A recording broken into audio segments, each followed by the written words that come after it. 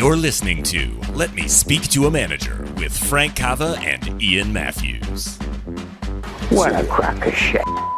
Yeah, that was hot mic, Sam. You can't say God on the air. Don't worry, nobody's listening anyway. Do it live! I'll write it and we'll do it live!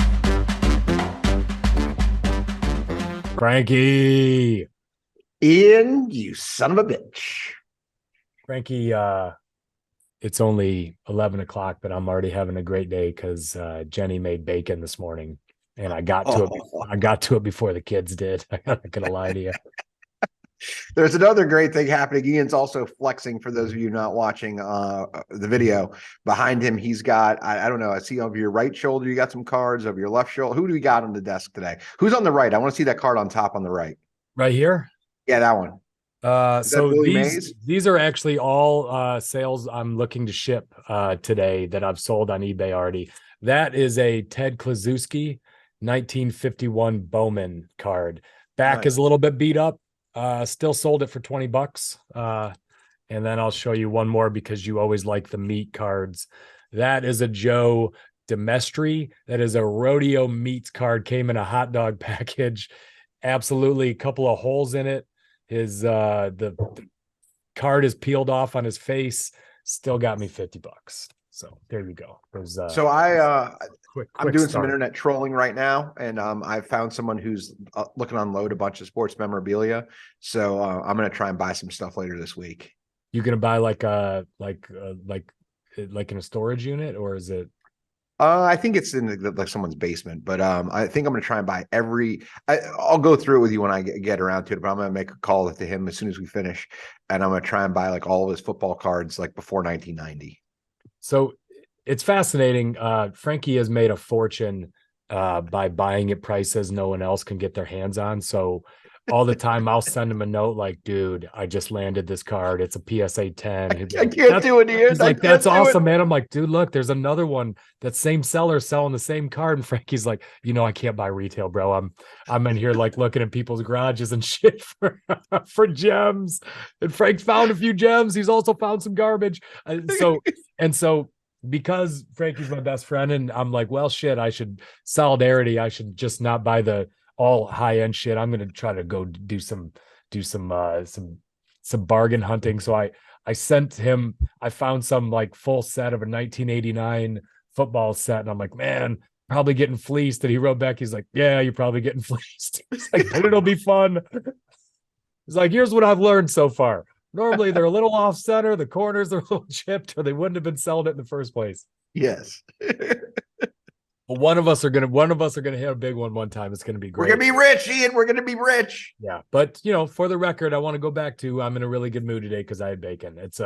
I would say that is almost like a 1-to-1 correlation these days in my life. If Jenny makes bacon and I get my hands on it before the kids, I almost always have a great day, Frank. It's rare I have a bad day when I start off with bacon. It's rare I get it because I'm usually in my office before the kids are up and going to school. But I think I should sleep in more because I think Jenny's been making bacon more often these days. It's really good way to start the day. Why is mama cooking breakfast with no hog, no barking from the dogs, no smog? So that's a great line from a great song. It was a good day by Ice Cube, no doubt. Amazon is in the news over this past week. They've announced further cuts, so they're going to go up to 10,000 cuts, a lot of them in the corporate area. But one thing struck me in their announcement, Frankie, and got me thinking. So Jazzy, their CEO, came out and said that they were doing a full business review of all of their businesses, and they were very focused on profitability. So the big tech companies in general have been spreading their bets all over the place for a decade and a half, right? Just tons of unprofitable businesses, moonshots, trying to figure out the next billion-dollar business, and lots of patience. And the reason is the economy was great. We're in this everything bubble, and Amazon's the everything store. And so they had so much profit coming in from their retail business and their cloud business and their advertising that they could kind of spread their bets all over the place. Well, now the market's different, and those cash cows aren't generating the same cash. And Right. so Jazzy is going and looking at all their businesses, and what's come out of this is they're really looking hard at their hardware businesses. So turns out people are not buying as much on Alexa as they initially thought. They just use Alexa for kind of trivial, silly Google questions. Play a song, Google what was the New York Mets record last year. Hey, Amazon, could you put on Christmas music? They're not going on and saying, Amazon, order 12 razors, Gillette razors, reorder. They're not doing that. And that was the bet 5 years ago with Alexa, is Right. people get so used to having Alexa that they do all their shopping with it. Well, that's not happening. And Alexa loses $5 billion annually, the Alexa business, which is wild because, Frankie, almost everyone I know has an Alexa or multiple in their house, and it's still not making money because they spend so much on R&D. And for me, an exciting thing for me in this is that Amazon has Ring. They bought Ring years ago, and Ring announced 2 years ago that they were coming out with a connected car alarm. And they announced that before we ever even raised money. It was actually in our investor deck that we thought that was a good thing because Amazon is saying this is a big enough market that they want to enter it. Well, it's 2 years later, and Amazon and Ring does not have their car alarm on the market. In fact, at Keep, with our car alarm, we're going to beat them to market with our tiny little team in Atlanta, a talented team, but I guarantee you we're spending a penny for every dollar Amazon has spent to try to get a car alarm to market. So David and I were really excited to see this because it's like, oh, Jazzy's taken a chainsaw to their hardware businesses, which Ring is one of their hardware businesses. And the car alarm is a good example of that's a business they've been working on for 2 years, and you cannot go buy a car alarm right now from Ring. So how much money did they waste? And what Jazzy's saying is, we're going to go get really focused on our most profitable businesses, and we're not going to operate the way we did while this everything bubble was operating. So he's looking at, this is December 22. I'm not going to treat my business the same way I did in December 21. And Wall Street likes that. They're like, great, get focused, get back focused on being the best retailer, get focused on your cloud business, get focused on advertising. I bet Jazzy's going to find 4 or 5 businesses and reinvest heavy in those cash flowing businesses and cut everywhere else. And so it got us thinking a little bit for an episode today. Where should everyone be looking to operate differently? Is this the time to narrow your focus no matter what you're doing? Or is it better going into a recession to spread your bets? So there's a couple of things that come to mind with this, right? So during boom markets, it makes a lot of sense to not pay the government taxes. So what you do is you put lines in the water, or you spend tons of money, like $5 billion to nearly everyone is a ton of money, but it's a rounding error for Amazon. It is, like, I don't know what their top line is annually, but I would bet their market caps, is it $1 trillion? It's very close to $1 trillion. So literally this is 5% of their market cap. It's a small number, even though the numbers are astronomically big. But these are the things that lead to big decisions and big inventions that power things. This happens a ton in healthcare, in medicine, in tech companies, like all these different things. Meta is going through the same thing, right? They used to be Facebook, now they're Meta, and they're trying to do the metaverse and all these other things. And they're like, so this happens. But what I'll kind of say is this. As you were talking about this, I hadn't thought about it earlier, but I thought about it now. Did you ever read David McCullough's book about the Wright brothers? I did not. Great book. So the Wright brothers invented flight.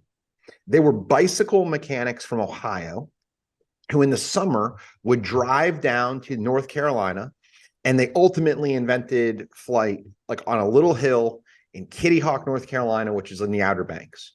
But the Wright brothers were they basically did one thing. They worked on a device that propelled, and the device propelled on the ground, bicycles, and then they took it to the air, and they were able to be the first people to figure out how to beat science and fly. But they competed against a ton of people. The US government was big. The US government was spending tons of money on how do we get people to fly, but they were all very distracted or they didn't have the right motivations. The Wright brothers were doing it from kind of a place of just purity, and they wanted to do it. And they, against all odds, they won.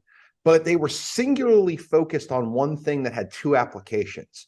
And when you get into a recession, I think it's a wonderful story that talks about what happens in a recession. You must focus on less things, not more. And if you look at history, the people who really make change are focused on one specific thing and ultimately can have multiple applications. But that's what's starting to happen. And in little businesses like mine, we're really focused on what's the top line, what drives the most revenue. Like, we don't have pet projects right now. And my unemployment numbers are way different than Amazon's because I have a much smaller company, but I bet percentage wise, it's relatively similar. I think you said something there too about, when you get into size, you take Google. Google was born during the Great Recession, right? It was that's when it really got hot. And when Google started, it was insanely focused on being really good at one thing. Search. Right. We want to be the best search engine in the market, period. We want to get the most quality. We want, when you type in a question, to get the answer you want on your first shot, because most search engines back then sucked. They didn't get you what you wanted. You had to hunt and peck. Sometimes your answer was on the third page of results. So Google was very focused on building the best algorithm.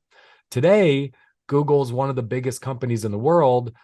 That search engine can't keep growing, so they have to place bets in a lot of different places to find the next search engine. That's right. But when you're small, you can't spread yourself and dilute yourself. You have to figure out, what can I make the most money in this market, and how do I invest most of my resources in that to be great. I take our car alarm company. We're not starting with 10 products, Frankie. We're starting with one product. You can't customize it. If you're either for us or you're not for us, but that's the product we have today. We have to be very good at it. And our focus is early next year selling 3,000 of those. And we'll worry about having a diverse set of products when the cash flow makes sense. That's it. People don't usually come to market with 9 products. They come to market with 1, and you figure out, or if you come to market with 9, you quickly go down to 1 because you realize it's really hard to do multiple things right. It's the way I was saying with the Wright brothers. It's hard to do a bunch of things right. It's easier to do one, especially with everything is focused, but then you can kind of take your focus and make it go outwards. So like with the car alarm company, I'm an investor in it, right? I've looked at every deck. I've looked at a lot of the stuff I had to sign off on. I couldn't share it. I'm fairly well trusted here, but at the same time, there's a lot of proprietary information in there, right? Yeah. And there are iterations that here's device 2, here's device 3, here's device 4. But right now we're getting device 1 out the door. These are things we think the future could look like, because you excite people with the future. But this is the one we're solely focused on because we are going to learn how to fly. There isn't a device like this. So you've got to get something out, then you got to test it, make sure it works. And that's what ultimately happens. So there's survival or relevancy. And once you get to survival or relevancy, then there's sustainability. And that's when people get into multiple offerings, different products. And I think that's what we're talking about here. And then when the market, go ahead. Well, so I love your thought there. Something just popped into my head. I think diversification is sort of a luxury. Yes. You kind of earn, it's right. You kind of earn the right to diversify because you have enough assets to do it, or you're wanted enough in the market where you can diversify into other areas. So I'm sorry to interrupt, but I think this is worth it. It pissed me off in my 20s when people are like, you need to diversify. It's like, screw you. I need to not go broke. And this is the money that I have because I had no money. I need to do everything I can, and I need to lump it into something that I know is a winner. Like, everybody thought I was absolutely nuts that every penny I had, I put in NVR stock. But I believed in the company. I knew the inner workings of the company. I wasn't terribly global yet. I was in my 20s. I'm like, I believe in this place. I understand the management. I understand the business strategy. I remember after 9/11, I put $3,000 into, it was it wasn't American Airlines back then. It was whoever the precursor was to American. And I remember they announced that they were going to bankrupt the company and they were going to take the stock down. I saw that. I didn't know what it meant. And I remember I lost my $3,000 because they took the stock to zero. Like that meant something to me then. And but when people talked about diversification, I was like, that's a luxurious problem for rich people who are old. I don't have that luxury. Yeah, I was the same way, Frankie. I held my stock options until maturity. I'd hold that shit for 10 years. I never sold. And I had people telling me the same, like, sell some of that and spread it out to other companies. And I said, for me at the time, now I diversify more. It's a luxury. Of course. For me at the time, I didn't have time to research other companies. And what company did I know better than the one I was working 16 hours a day, 6 days a week at? I knew my company inside and out. I knew the CEO, I knew the presidents, I knew the board, I knew the chairman, I knew our strategy, I knew our land position, I knew what we thought was going to happen in the next 12 months.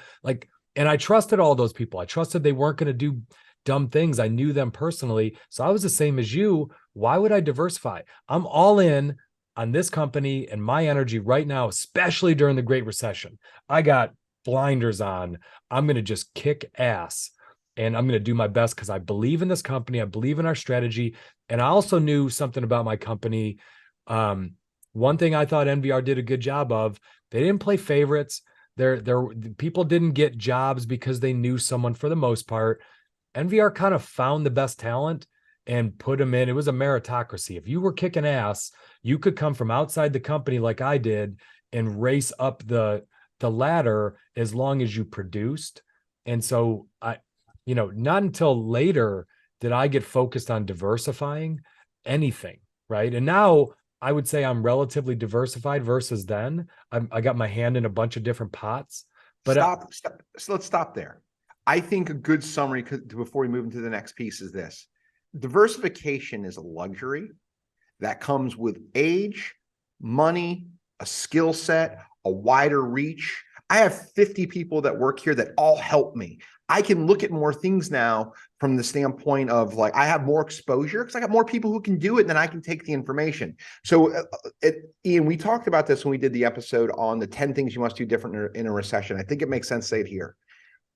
What you want to do is you want to find things with a high floor and a low ceiling. That was what we had talked about. This fits perfectly here. You go from diversification to things where you're going to put money in, it's going to get a return, and you're going to get it back. And I think it kind of sets the tone for everything we're going to talk about. So talk about that. So Jazzy is cutting the hardware business because it's not as profitable, and he's focusing on the core retail business, the core cloud business.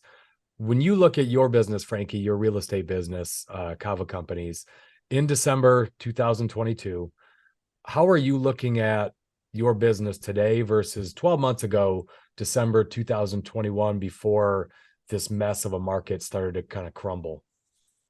So if you remember in 2021, and I do, until about October, everything was pretty good. But I remember reading an Economist article in 2021 and how they said we're never going to see inflation again. 3 months later, it was like, wow, we got that wrong. So around Q4 of 2021, you started to see the ticking of the interest rates and you started to see things kind of changing a little bit. Now, it really, really started to change after Jerome Powell got reelected, because although that's supposed to be an apolitical position, it's political. He didn't start raising interest rates until he was appointed for his next term. And the market was really good for us through about April of 2022. So it feels the 6 months and Q4 2021 and Q1 2022 felt different. So I will say this, we were looking at a discretionary move up buyer. What does that mean in English? It means someone who is going to sell their second or third home and is going to pick a really nice home, $700,000 to $1.5 million in Richmond, which is a ton of money here. And they're going to move into it because they have a ton of equity and interest rates really low. So that's the market that we were playing in. And if I can make 15% on a $100,000 house or 15% on a $1.5 million house, I'd rather make 15% on a $1.5 million house. And those are about the margins. So that's like, it's a lot more money. So we're focused on that kind of market. Where now what we're looking at is price point, first time, because it's gotten to an affordability market. And we've talked ad nauseum here about interest rates are locked. So these are the things, like you could speculate at a higher dollar before because the market was strong, where now you want to take a pre-sale or you want to do different things that are going to allow you to make sure you get your profit and your money back versus trying to stretch. What are you seeing? You interact with a lot of business owners that are in a similar space to you with through your mastermind. What kind of strategies do you see most people taking right now? I was having this conversation with someone who works here yesterday, and I think a lot of people don't know what to do. Ian and I know what to do. We put all of our money in the company we used to work for because we believed in it. And the reason we believed in it is because they'd been around for 55 years when I left in 2009. They've been around for 65, 70 years now. They'd been through multiple cycles. The leadership team had been through multiple ups and multiple downs. They went bankrupt in 1989, and they came out of it on the other side in a way that the course was taught at Harvard on how to come out of bankruptcy. This company did a great job of it. So we learned these things, but most people don't know them. Our former CEO, who Ian went to work for when he was transitioned over from GE, his name was Dwight Schar. He owned part of the football team in Washington, D.C. at some point. I mean, this guy achieved financially in ways that most of us could never dream. He used to say, hope isn't a strategy. Like someone the other day told me, I'm praying more now, and that's how I'm going to get through this market. That seems like hope. That's literally throwing up a Hail Mary. That is not the way to do it because most people don't have the skill set. Most people have not been in this business for more than 15 years. Like we have had remarkable things happen with an incredible wind at our back. And I don't think most of the market that I compete against is prepared. And when I quit my job in 2009 and I wanted to go find a different job, I kind of had two major things I wanted to do. I wanted to own real estate. I knew that, but I also didn't want to compete against corporate America. I wanted to compete against mom and pops because I'm not terribly smart, but I'm smarter than most of the people who run their businesses out of the back of a truck. And right now is the time where all the fundamentals that we've used for the last 10 or 15 years are going to benefit us as long as we can get through it, because most people don't know what to do because they lack the skills. Reminds me of a joke. Guy keeps going into church and praying to God to please let me win the lottery. And every week he goes in and he gets a little more agitated. It starts with begging. Then the second week he comes in and he's like, I didn't win the lottery. Come on, God, I've been good. Third week he comes in, you're not a just God. I've prayed to you. Fourth week he comes in, he's indignant. I'm leaving the church. You're the worst God ever. And thunder cracks and a big booming voice comes over while he's in the church and says, hey, moron, start by buying a ticket.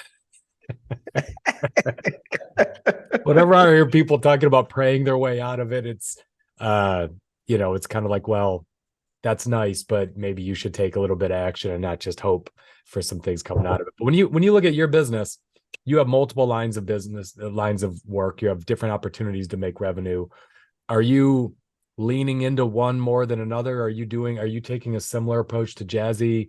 What's say your hardware business that you're saying, you know what, gonna put that on the shelf? What your term is, let's put it on mothballs for a while. We don't need to do anything with it.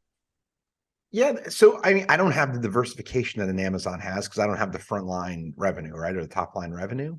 But yeah, there's things that it's for me, it's the product offering and the price point are the first places to look.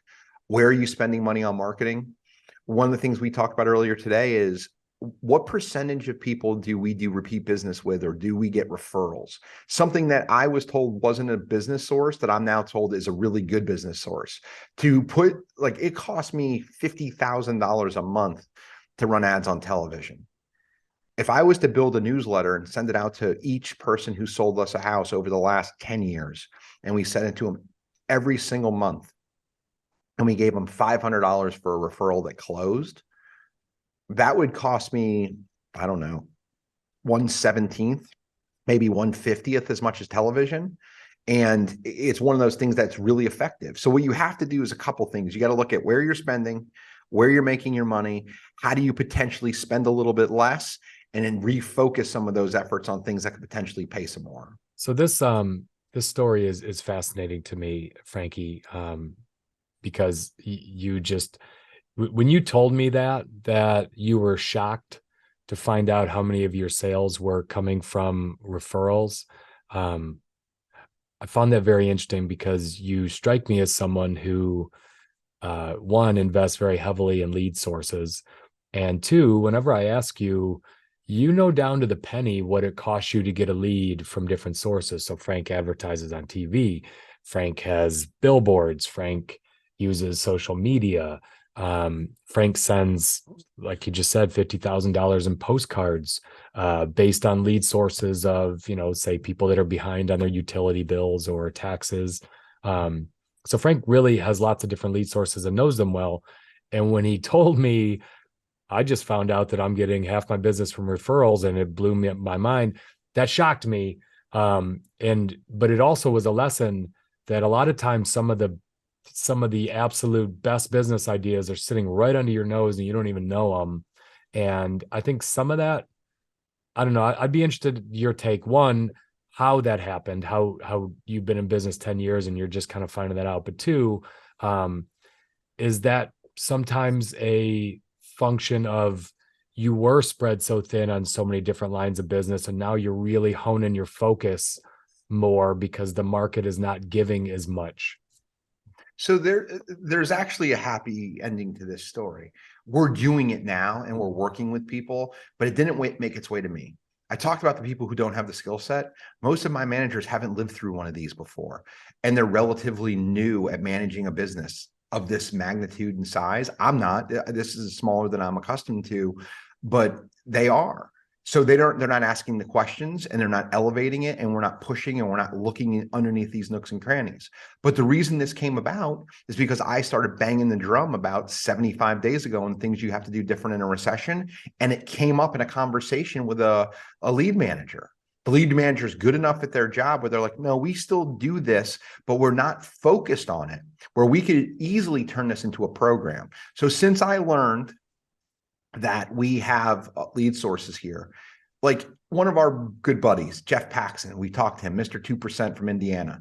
He sends me a letter once a month. And it's mostly, he writes like a paragraph or two, but like most of it's kind of like boilerplate stuff that gets sent out. He'll tell a story about his family, that kind of stuff. And a lot of it's filler. And I get those from other realtors all the time. Like I get probably 3 of those a month from different realtors.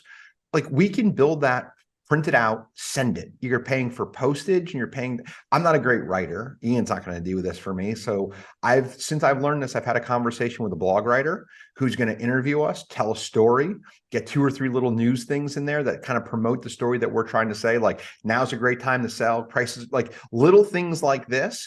And then we're going to put a little brochure in there about, you get a referral, you get money. It's really easy to systematize that.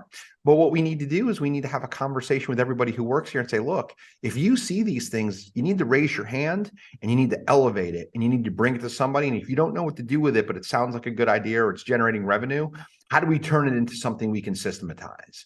And what I've learned in the last few days of really kind of rattling the cage, like we run a good business and we're organized, but people have gotten sloppy. And I'm told people are so busy. I'm like, doing what?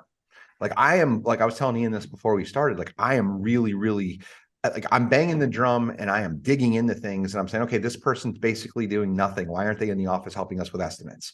Like you've got to force people to look at different ways. And I have great staff. I'm going to teach them, these are the ways that you must focus now. Yeah, that's, I'd also, look into the way. So we have a friend who's a loan officer, sends out a weekly email and it's all automated. So that's just a service. Like yep. That same letter is going out from hundreds of different mortgage companies. The guy that writes that just charges you to use his bulletin that goes out with your letterhead on top. There's a number of services that could do that also, Frankie, that you might be able to figure out a way to do it via email and not have to hire a blog writer, where you get like a legitimate, real estate writer who puts something out already, and then you get in on it, give them your list, and you send it through your software. So there's other ways you could also look at it. I'm not going to delve too deep into it, but I think the point is, a lot of times some of your best opportunities are right under your nose. And when you're in a really busy market where all you're thinking about is how do I hire to keep up with, this fire hose, you're not really looking at some of that stuff because you're making money. And when you're making money, you're not always as focused as you can. Just like a lot of people right now are looking at their credit card bills and saying, why am I paying for this $5 a month app that I didn't know I signed up for? Or I'm going to cut a couple of my streaming apps, to save a little money. It's kind of the same thing in any business. You just go look, it's going to be right under your nose. So before we move into something else, I want to kind of say this. I came up at NVR and I was a young person, and I was always busy when I was at Ryan Homes. I was always busy. From 1998 till about 2005, I felt like I was always busy on campus. I felt like I was always busy recruiting. Like if there was any spare time outside of doing my job, it was finding other people that could help us do the job. But like that, Ian and I were both relatively charming. We're good at sales. They sent us to campus. They had us in interview panels. Like I would go to interview panels twice a month, which took a whole night. Like it was in retrospect, it was tiring. At the time, it didn't feel like, because it was my 20s, it was exciting, but it's like super tiring. And but it's a lot of extra time, effort, and hours. But in about 05, 06, we stopped hiring and we started firing. So we put a lot of effort into like doing the job, but now who are the right people? How do we recalibrate who does what? Then it was, we have to let go of people. We may have to do a job in a quarter or a job and a half. Like you're never not busy if you're doing it proactively. And the arc changes of what the focal point is, but these are the things that happen in business. Like now's a great time to look at, how do I tighten my belt? How do I get more out of less? But there will become a time again where we got to focus on hiring again. It's if you're doing it right, you should never not be busy, and you should always be focusing on what moves you forward at that moment. I just realized I always knew I was more productive than you at NVR. I just felt like I got a lot more done, and I just realized why. You were always on campus, but I actually wasn't, because I was banned from going to campus after they threw my ass in the clink at Virginia Tech. So I think that's why I was more productive, is they were sending you because you were more trustworthy to handle your liquor while you were on campus, versus old Mathews, who got banned permanently from recruiting. Are we going to change the arc of this episode and just tell that story? No, we're not. So anyway, one thing I'm doing. So Frank is clearly diving in and kicking a lot of the different tires. One thing that I've changed a little bit, Frankie, with 5on4 Group is I'm investing less in B2C. When I say B2C versus B2B, I spend money every month on marketing, or at least I was up until a couple of months ago, social media marketing, to sell my program, my Leadership Essentials. It's a management program. It's a 12-week program. And if you buy that program without any use of my time, it's all fully automated. 12 weeks is a $2,000 program, but it costs like $1,500 a lead to get a sale for that. So I'm making $500. And it's just a lot of time and effort and energy. And, 3 or 4 of those sales a month is a couple grand to me. It's not, to me, there's better uses of my time. And I've been focusing much more on B2B right now, because companies are going into a tough market. And so I have several clients that are really good clients that value me, and they like the live consulting, more the live coaching, spending more time on the real problems they're dealing with. I've been investing much more of my time. So I quit advertising the B2C. I've quit begging for one-off deals, because if I go to a big company, they could put 10 people through my program, and they're paying for my live consulting. So it's much more than the $2,000 program. And once you start doing a good job, a big company is willing to invest more in it. So I'm shifting my time in that business, my management coaching business, to B2B, fewer clients, but bigger revenue, and invest more time to give more value to them, I'm finding that is a better use of my time than chasing one-offs that don't really, there is no referral business that comes out of that small stuff. You can still buy it on my website, but I'm not spending the time marketing it. So I would argue that's a flight to quality, right? That's using your same skill set, but going after a bigger target. No different than what I'm doing now. I have an apartment building that I love. I bought it, financed it. I did all kinds of, it's awesome. I bought it for $860,000, but I put $500,000 into it. Like, it makes me like $40,000 a year, and it's like clockwork. But what I looked at was, it's a 13-unit building. I can make 40 years worth of profit if I sold it now. And if I took that as a down payment, I could probably trade that into a 150-unit building instead of 13. And especially if the market pulls back a little bit, or if I find someone who's in trouble that has financing in place, they need someone to put a couple $1,000,000 down to take over their current financing. So what we're both doing in our own way is we're doing what we couldn't do in our 20s. We're being selective and we're diversifying, but we're diversifying slowly, and we're diversifying with a look to the future. What Ian's doing, instead of, like, he does it for my company, but we're great friends and it's pretty easy. He knows us very well. But why focus on 50-person companies when you focus on people with thousands?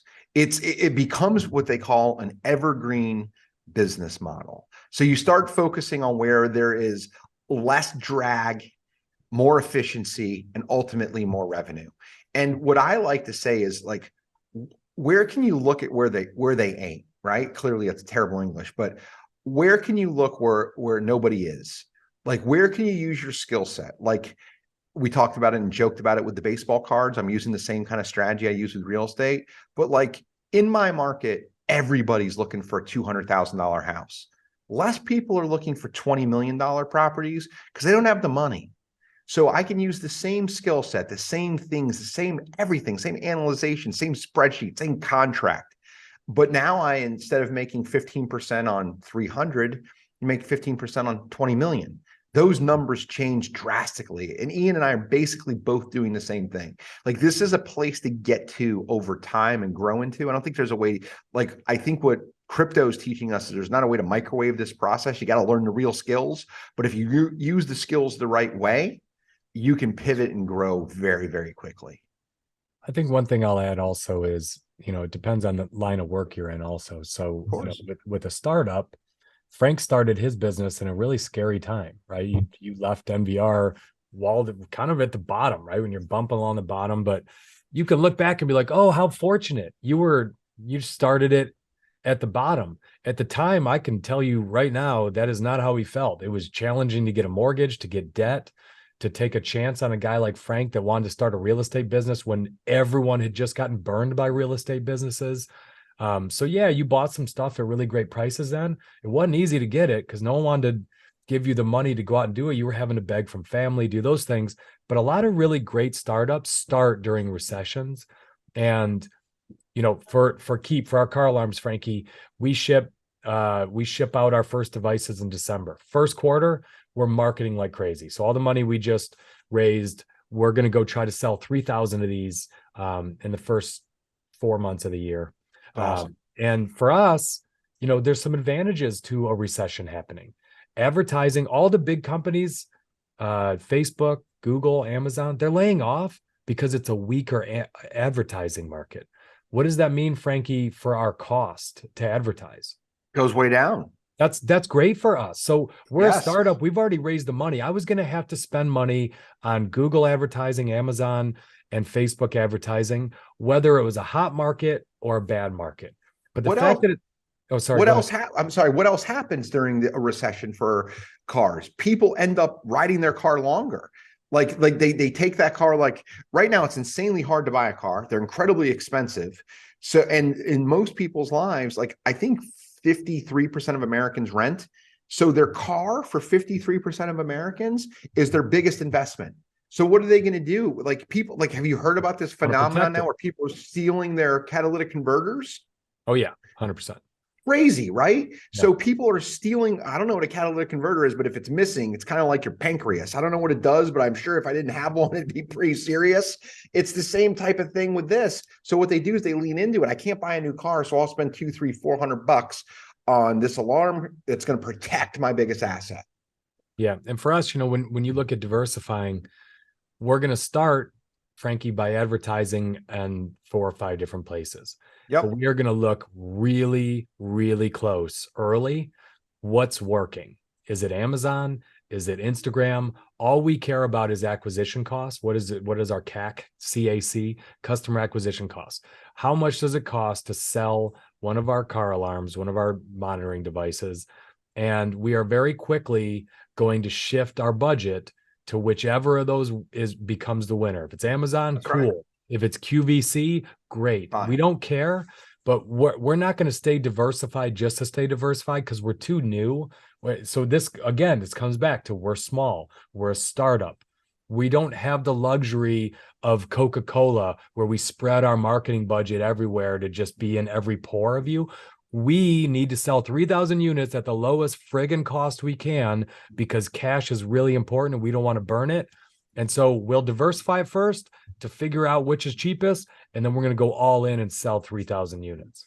What's fascinating to me about what you just said, Coca-Cola, is this. The World Cup is happening now. I don't know when this will come out, but the World Cup is happening as we're recording this. Yeah. So I was watching the game that America needed to win to basically play into the knockout rounds. Great game. And it was awesome. I had it on my TV in my office and we were having a meeting. We could look up and someone's like, we just scored. So you're looking up, but you see the ad for Coca-Cola. And right next to the ad for Coca-Cola was crypto.com. Literally, they bought that before they went tits up. Yeah. How long is that going to last? Jesus. Exactly. So let's talk. Let's switch. We're talking about our businesses now, but let's just kind of switch to investing.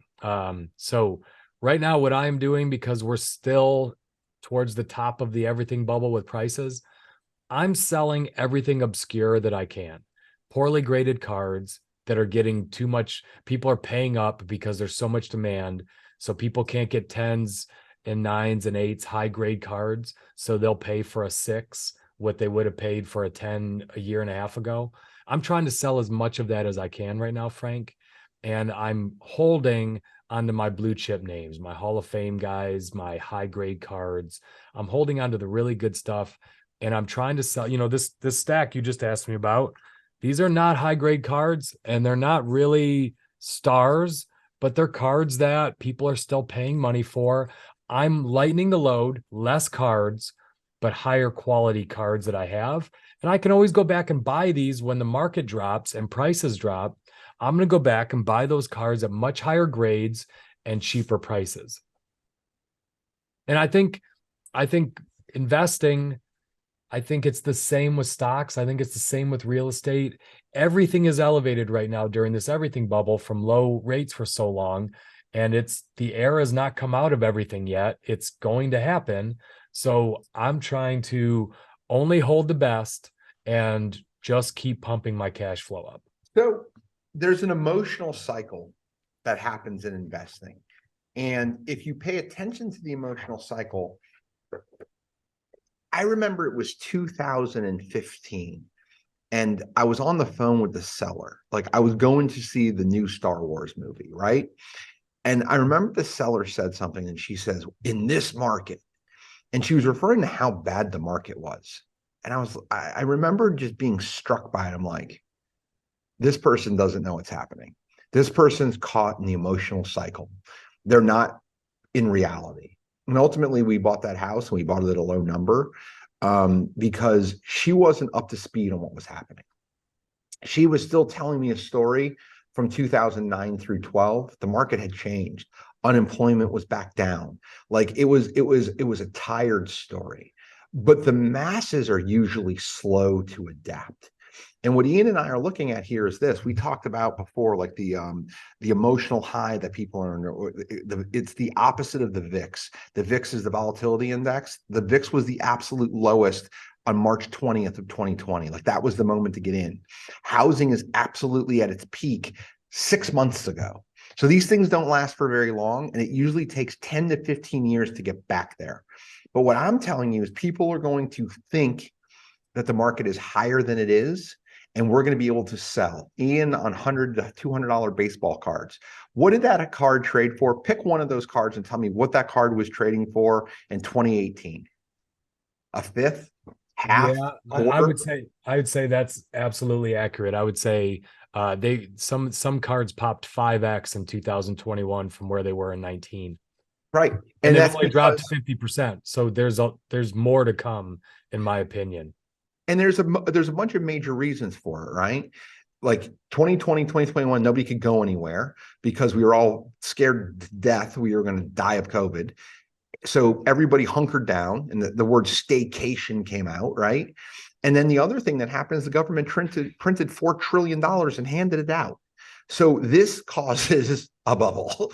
Now, the Biden administration is now taking FHA loans up to over $1 million in like the most expensive markets. Like they're telling us they're fighting inflation, and they're not. They're doing all these things to continue the flow of money. So what Ian is doing is he's being smart and he's being prudent. He's reaping a profit. And one of my favorite sayings is never apologize for taking a profit. These things are worth 5x what they were a few years ago.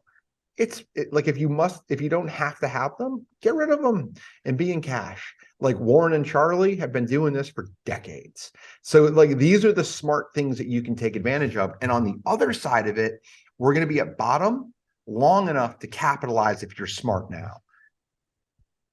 Yeah, I think that's right. And Frank just said something that's I was talking to him about this morning. That's not insignificant that the government went and raised conforming limits from $700,000 to $1 million since 2020. That's the government trying to prolong the party. Frank and I just talked about this in the last episode, that at the end of a bull run, everyone wants to keep the party going a little longer. And they end up at that 3 a.m. dive bar that they always regret going to. And it's usually through debt, credit cards. You fund your lifestyle a little bit longer, even though you don't have the cash. But the government does things like that. They raise the loan limits when really they should be trying to pop that real estate bubble a little bit, because people can't afford to buy a house right now.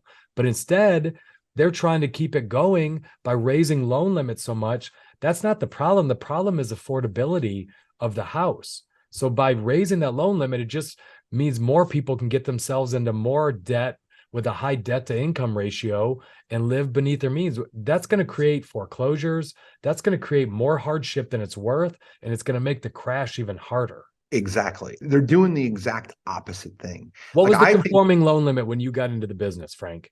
I texted you this morning, $276,500. 276. So they have raised it $800,000 in the last 20 years. That's nuts. That's nuts. That's like a 4 or 5x increase. In fairness, they raised it to that in like California, the Pacific Northwest, basically. And then, but places like here, it's now over 750,000. So it's 3x. DC's still $1 million. DC's okay. high loan limit. New York's high loan limit. There you go. High loan limits are way more than you think. The zip codes got expanded. It's nuts. 8-9 years ago. It used to just be California, New York. They expanded the zip code so much, Frank, you wouldn't even recognize what a high cost limit is. Fredericksburg is $1,070,000. Fredericksburg, just so you know. Jesus. That's not California. No, I've been to Fredericksburg and California. But again, that extends the party. It keeps sales prices higher for a little longer. But what that does is it means a lot more people who don't deserve it or who shouldn't take on that kind of risk are going to get themselves into $1 million mortgage. And when prices drop and they can't sell, they're in trouble. So let's talk about this. Mike Jake, you remember my buddy Mike Jake? Yeah. Love Mike Jake. He's on my screen right now. I got a great picture with him. So I was relatively new to this business in 2012, 13. Yeah. And I was having a conversation with him, And they asked about this. Someone like a newbie asked him about this program. And he said something to me that it was really profound. They're like, does that program work? And he goes, yeah, in 2009. And it was 2014. He was better than me at the business then, and he understood cycles. And what dawned on me is, holy shit, he's right. He's absolutely right. When matters, when really matters. Now, I have gotten to a point where that's kind of a trope for me at this point, but let's talk about what that means. Ian and I were texting in 2008 when interest rates had a 4 handle. So like it was 4.99 or lower. We were like, holy shit, can you believe this? They ran from 5% to under 3, under 2.5. Mm-hmm. Like that was 08 to 2022. There was 14 years. That was an incredibly great time to take on debt. Now is an incredibly great time to avoid it. With interest rates at 7 to 10%, like primary debt is in the 7s, maybe in the 6s, but mostly in the 7s. Like what's secondary debt? What's private debt? Double digits? It's insanely hard to make money when debt is priced. At 3%, it's easy. At 8%, it's really hard. 10%, 12%, it's nearly impossible. So if you haven't stopped to think about that, stop and think about it. So what does this mean? Buy things that have, like if you're going to buy hard assets like me, can you buy it subject to the current mortgage? Can you buy or build 3? I've talked about this strategy here before and get 1 with no debt. Like, are there ways to avoid debt? Because now debt is so expensive, it robs you of profitability. So all the things we're talking about with cash, I'm not holding on to the cash. I'm just eliminating debt. I'm eliminating debt that's lower than current debt because it gives me profitability now, because so many people don't have profitability if they're entering the market now. These are the things that you need to see from a cycle standpoint. Ian's better at this than me with stocks. I'm really good at it with real estate. I know what the timing looks like, but what do you want to embrace and what do you want to avoid now? And then you look at where you can have an unfair advantage if you do it the right way and tilt the scales in your favor. I love that you're talking about this, because this is the part of the cycle where debt becomes really important, to keep everything going and paying attention to it. So I'll make this quick. From a stock perspective, I wouldn't want to own any company that is overly reliant on debt to run their business, that has to finance their business with debt. I like companies with good cash flows that can finance their business with cash flows. I know that's boring. So let me interrupt. Give me 2 or 3 companies that are really heavily debted right now that you would avoid like the plague. Almost every smaller tech stock I would put into that world. I'd take like a Shopify that just expanded a ton with a lot of different debt. All those meme stocks are garbage. AMC. All right, GameStop. So stop there. What's the antithesis of that? Apple, most likely. Microsoft. Microsoft just rolls in cash. They fund all of their finances through revenue. Yep. Apple's another one. It's boring as hell. It's Google. I say the same names all the time, and they're a little bit out of fashion right now because they got pricey, and I don't care because I own them for 20 years. I got to say this is the best. Ian and I are getting ready to fly to Omaha, Nebraska, not a place to vacation, in 2018, right? We're going to the annual meeting, and Ian calls me up. He's like, Warren Buffett's on CNBC, and he's talking about all this Apple stock they just bought. Good grief. If we go all the way out there and all he talks about is Apple, I'm going to be so pissed. When we got there, all they talked about was Apple. I was so excited to hear from the oracles of the world, and they announced that they finally bought Apple. They had never bought it before. And I'm like, that's all anyone's going to ask them about. But so like Costco, it's not just tech stocks for me. It's companies that generate a lot of cash, run their businesses, are good operators. If you rely on debt, you're going to have troubles in the next few years because it's going to get harder and harder to get debt. What I'd also say is we're at a place in the cycle. Here's the way it works, Frankie. And it's all different types of lending. Banks have to keep lending or they go out of business. So banks, any bank, any lender of any kind borrows money and then lends it out. And when consumers no longer have the capacity to spend at the rate they were before, they have to take out debt. And when rates go higher, those loans stop coming in. So take mortgages. Mortgages are hitting like 10-year lows the last few months because you went from 3% to 7%. You had no refinances and people quit buying. It freaked everyone out. Well, what do lenders start doing? In every cycle, it's the same. The weakest ones, the ones who will go out of business if they don't keep bringing in origination fees and fee revenue, they cut people, but what they also do, they start stretching on their underwriting. So they start giving people loans that they wouldn't have given 6 months ago. So they'll take a crappier credit score. They'll take someone with a bankruptcy a year and a half ago. They'll take someone with a high debt to income ratio. They take lower down payments to go in, right? All different ways of trying to squeeze someone into a higher mortgage payment. But what that does is that raises the risk profile on all those weaker players of lenders. So, and then what it does, then the bigger guys start to lose business to them. And their loan officers complain and they say, I'm going to leave and go to ABC company because they're doing stated loans, whatever it is. And the bigger companies, the weak, the ones that are not well run, they start to follow. They start to do it themselves. And this cycle happens where the banks are giving out debt they shouldn't give. And so the party gets extended a little bit longer, but all it means is the pain gets a little bit more acute at the end of it, because there's going to be a lot of defaults at the end of this. And I'll just give one more example around baseball cards. There's a whole bunch of people that are out lending right now on baseball cards. So 80% of an asset value, they'll give you a loan. And Frank and I just keep wondering, like, how are basketball cards trading for $2.5 million right now? Guys that are like their fourth year in the league that have never won a championship, where 100-year-old cards, iconic cards, are not trading at that level.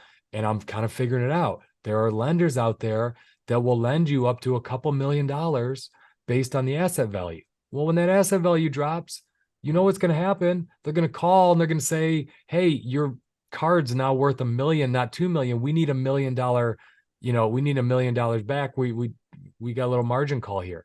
And that's going to start happening. And these people don't have any money. And you're going to just see a major collapse in a lot of these banks and in asset prices, because we're in the everything bubble. So I want to just point this out. When Warren Buffett started to buy the stock in Apple, it's since split a bunch.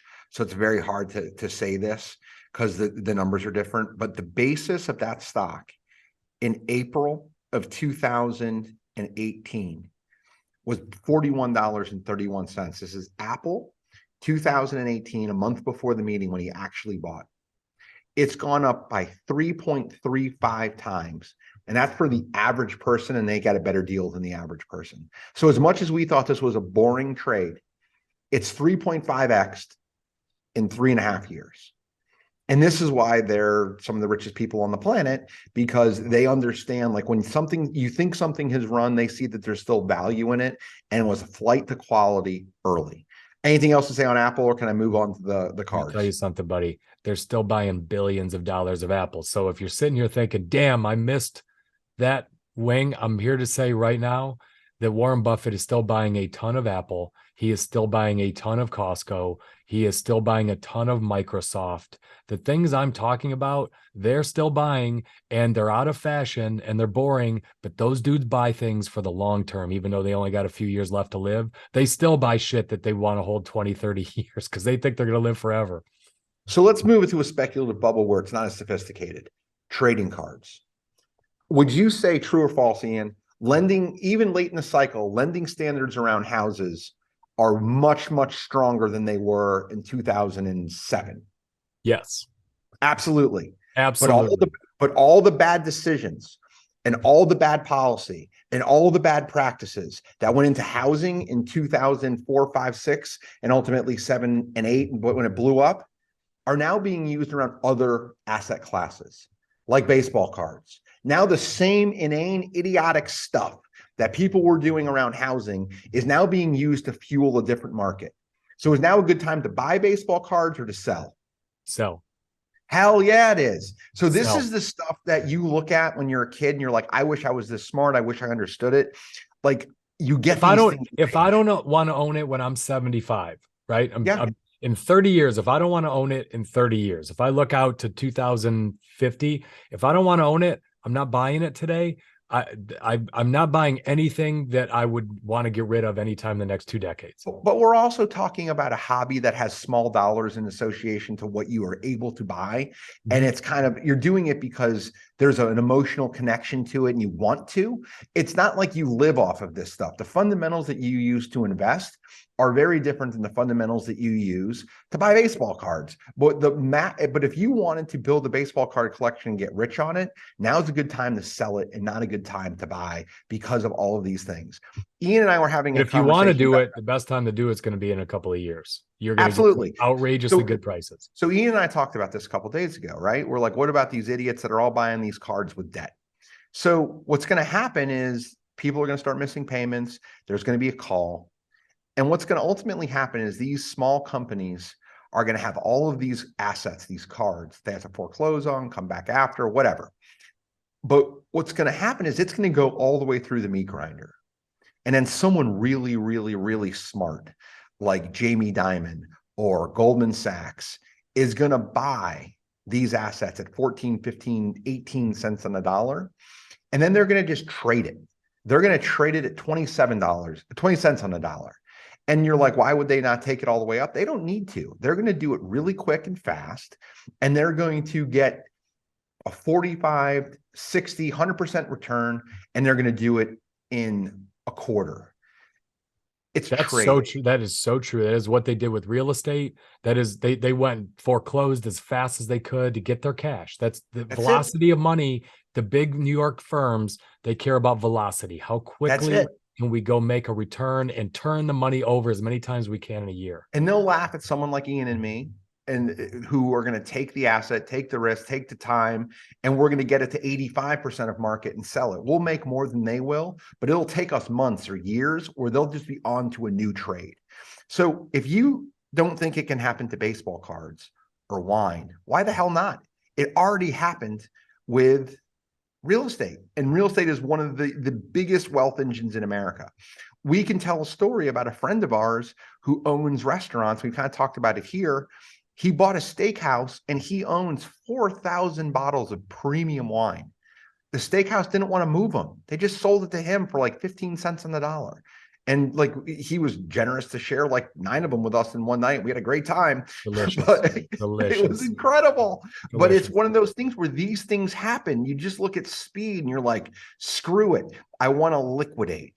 But I don't know. Like we'll be drinking one of those Colgans you bought too next time I come down to Richmond. I had one on Thanksgiving and holy crap. I can't wait. But there's so interesting, Frank.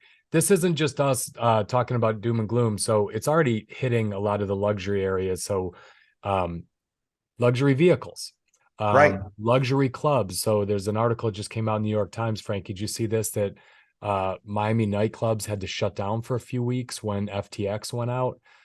There's a bunch of Miami nightclubs that were taking Bitcoin as payment. So, you know, you go buy a VIP table and a couple of bottles of champagne, you spend $3,000 or $4,000 in a night. They were taking Bitcoin as payment. Well, people don't have as much Bitcoin as they used to. And, you know, $30 billion of assets just evaporated overnight with FTX. And there's a lot more of that coming where that started. And so the crypto bros aren't out at the clubs, and these club owners, a few of them are worried they're going to go out of business and it's going to happen quick. Why? Because their whole business is based on debt and they need cash to keep coming in the door. A bunch of analysts have said that the Mercedes G-Wagon, which the price, so again, this is why I'm saying the everything bubble. We use baseball cards because I'm mired in it these days, and I'm really close to the prices.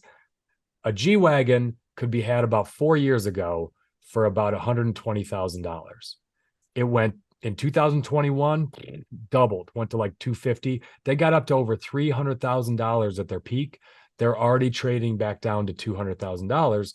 It was pumped up by the crypto bros. They were just bidding and bidding and bidding, and there was short supply on a G-Wagon. They don't make a lot of those. It's not like a Ford F-150 where they just bang them out all the time. And so that price has come down. Lamborghinis are down big time. McLarens are down big time. All those supercars. So it starts to hit the ultra premium market first, right? It starts to hit that market first, but this all trickles down. It all trickles down. There's job losses, there's debt, there's bad debt going on right now. It's crashing, and that means more margin calls. All of this starts to kind of infest itself into the real economy. Luxury, premium, discretionary. You move it down a few and boom, you're at the low end of the market and you're talking about a Honda Civic. It takes time, but it absolutely is the case. It takes time. And when you've been through enough of these cycles, you know that every time some pundit gets on and says, I think we're through the worst of it. No, you're not. You're never through the worst of it until everyone you know is saying they're scared. And right now, I don't know many people that are saying they're scared at all, which scares the shit out of me, which just the more confident all the people are around me, the more I'm trying to put cash in my bank, Frank. I told Alistair this a few weeks ago. I don't know if I've told you this or not. The smartest guy I know in real estate, he wholesales 25,000 deals a year. He told me he doesn't think it's going to be that bad. And when I heard him tell me he didn't think it was going to be that bad, I'm like, I should probably get more cash. Yeah. I mean, it's scary. And listen, if we're wrong and this bull market rages on for 10 more years, I don't care. So again, you and I we're of a certain age and we have a certain amount of assets where we don't have to risk a lot of our money on this thing. And I always come back to Warren and Charlie. Those guys go through 7-8 year periods where they get destroyed in the press. They've lost it. Those guys don't have it anymore. Look at they missed the tech bubble. They missed Amazon. They missed blah, blah, blah. All the stuff they've missed, right? And they just are like, yeah, maybe we missed it. And then when the tide goes out, everyone always writes articles about how genius they are again. And I don't think you and I are geniuses, but if I just am sitting on cash while the market's going up, it doesn't hurt me. It doesn't hurt me that I missed a little of the upside, but I sure as hell don't want to be stuck with no cash when, if prices give us a huge sale on everything. I want to be able to buy when that happens. I want to be able to go shopping when Black Friday hits for all things in the everything bubble. I want to be able to go shopping. And if I'm early on that call, cool. I'm good with that. I'm good with being early. I'd rather that than be late and stuck. I'm pausing for effect. I want to think of how I want to say this. I was at lunch 3 or 4 years ago with a guy who has owned, he's, I think, 3rd or 4th generation of owning his family business, which is a tile company. And he's a nice guy, but he was born on 2nd, if not 3rd base, and I wasn't. And I remember saying to him, man, if the market goes on sale, I really am going to leap forward. And at the time, I think I owned 125 or 150 houses. And he goes, how many houses did you own in 2009? And I said, 1. And he goes, and you own how many now? And I told him, and he goes, I think you did that. And I kind of just nodded and took a drink of my iced tea. But I've thought about it a lot since he said it. He has perspective that I don't have. I've been in the fight for a long time in the ground floor, and he hasn't. And he had perspective that I didn't have. But what I learned is this. I did that jump, and I did that leap, and I did it with a ton of debt, and I did it with the wind at my back. And I did it when I was younger. I didn't have kids. I didn't have a family. I didn't have responsibility. I didn't have employees. I did it alone, essentially, right? So I could take more chances. This time, I don't want to take the chances, but if I do it right, I can leap forward. So I think what I've learned in all of this is this.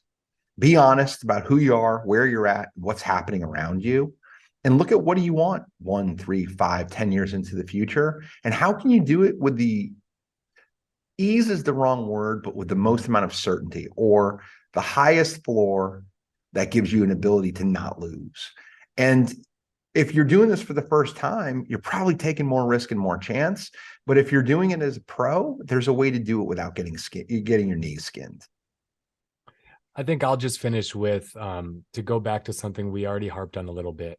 If you don't have a lot of assets and you're getting started, I would pour myself into one or maybe a second thing, but pour Focus. myself into my highest conviction bet. If that's your company and you really believe in it, awesome. Be amazing at that. Good companies are going to be hard to find in the next couple of years. Right now, every company seems good. They all pay well. But you don't know who's floating in bad debt. You don't know who took bad choices. If you have good management, you have a good company, and you think your company has a strategic advantage, do great, invest like crazy in that. If you're really good at one thing in investing, stay with it. Don't spread yourself too thin. If you have assets, I still wouldn't spread myself too thin. Get yourself a few lines of business, get really focused on where you add the most value, whether it's investing, whether it's your time as an employee, whether it's your time as an owner. Find a few lines of business and really invest like crazy in your highest margin stuff, and be willing to get rid of some of the other stuff. And if you know you've made a windfall on something, I don't care whether it's real estate, crypto, if something's up 3-4x over the last 4 years and it's still pretty close to the high, that's not normal. That's not normal. You need to understand that things always come back to normalized lines. And if you're still hovering it close to the high, get yourself a little bit of cash, because it's probably going to come back in at some point. You can never screw up by having a little bit too much cash when a market does turn. One of the things that I kind of feel, we keep talking about the same thing like over and over again. Like the last 10 episodes are pretty similar, because if you're not thinking about this, you're burying your head in the sand. Like I had someone who literally just took a $10 million exit from a business say to me, like, if you're dealing, it's nice that you're dealing with this, because then our group's going to know that other people are dealing with it. Like, it's not just us. Amazon's dealing with it. Apple's dealing with it. Google's dealing with it. Like, everybody's dealing with it, and nobody is immune to it. And if you're not scared by it, you're lying, or you're just obtuse, and both are bad. So be honest. And we've talked about how to keep your job, how to keep assets. Like we've been harping on it for months now, because it's really, really important. Yeah. And really, we're just talking about what's in the news. We're really sharing are stories that are real, things that are happening to big, well-run companies that are dominoes that are falling in line in what's happening in the economy, and things repeat. It's just history always repeats itself. And if you've been through enough of it, you can kind of see what's coming, because we've been talking about it for 9 months. We've largely been right about everything the last 9 months. I'm not saying we're geniuses, and nor did we get rich from it, but it's kind of happening the way history has always happened. Things don't change too much. So, and not only does it not change too much, it might metastasize and go to a different place. The bad business standards and bad lending practices that were in housing are now around baseball cards. Where else are they? And then if you look at it the right way, it's like, okay, now's a great time to be in cash, because this bubble will burst. And how do I leap forward? Like, I've got a buddy who bought all non-performing seconds, and he just sat on them. So he had second mortgage positions on houses, and he bought them in like 2009. And then in like 2015, 90% of them were garbage, but 10% of them were on the coast in California, and they 4x'd in value, or they were in Denver, Colorado, or they were in Miami. And he foreclosed from the second position. And his investment, he literally made like 15 times on his investment. So and he doesn't work a lot. He makes fun of me for working too hard. Like, he just sits back and he's smart, and he just picks and chooses his spots. I'm telling you that if you do it the right way, you can find the same things. Totally agree. And if you are new to the show, mash that subscribe button, follow us. That helps us. And it would really help us if you're one of our longtime followers, if you go into Apple and give us a 5-star review and write us some comments. And if you have some topics you would like Frankie and I to talk about, we are both available. Send us a message on LinkedIn or Facebook, or send our Instagram page a message, text us. We are always open to talking about the things you are interested in, our favorite listeners. Frankie, great to see you. I am still in a good mood from that bacon, and it clearly showed. I was on my A game in this episode. No doubt, buddy. You're well fed. Both of us are happiest when fed. See you, buddy.